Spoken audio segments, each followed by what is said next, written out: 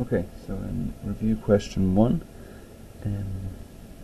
for the second midterm on 115, it's a buoyancy question. So the context is there's a 5 kilogram rock whose density is 4,800 kilograms per meter cubed.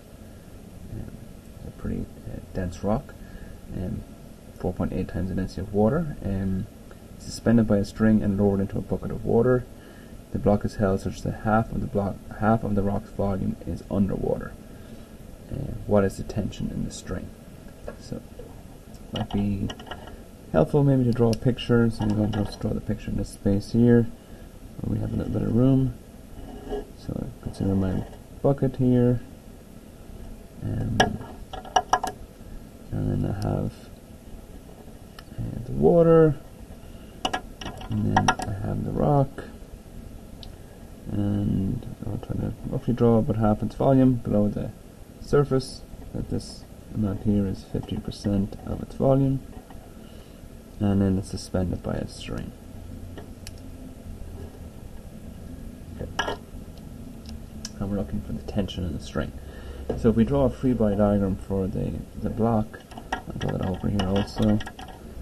So we have a weight force downward, the weight force on the rock by the earth, and then there's two upward forces. There's a tension force upward on the rock by the string, and then there's a buoyancy force upward on the, so the F uppercase B, on the rock by the water. So just zoom in there. This is our picture here. So we've got two upward forces, a tension force and a buoyant force, and a downward weight force. So we're trying to solve for the tension in the string. So if I got to the space here, tension in the string, so we can say that by magnitudes, the tension on the rock by the string plus F buoyant on the rock by the water is equal to the weight on the rock by the earth. So if we're trying to solve for the tension, it's going to be equal to the weight of the rock by the earth minus F buoyancy on the rock by the water, surrounding water, and that's equal to rho GV. So we know that this quantity is just going to be mass times g, and we have the mass of the block, and then this is rho of the water, g times the volume displaced. So we know that that's half the volume of the block. So I can say that T or S, the tension, is N times G minus rho water G times the volume of the block divided by 2, which would be half the volume of the block. And how do I find the volume of the block? Well, I've got the block's mass and I've got the block's density, and the volume is going to be the mass divided by the density. So the tension will be M times G minus rho G. The volume of the block can be written as the mass of the block divided by the density of the block, and I keep that 2 in there.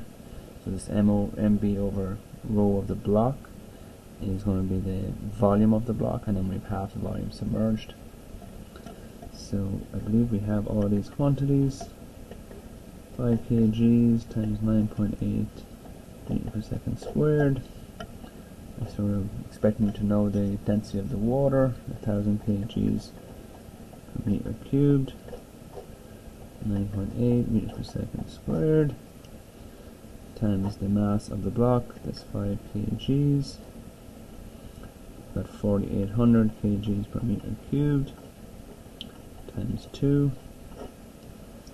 And I believe, so this is, in a sense, this piece here is the 49 newtons, so that's a distractor in the choice E.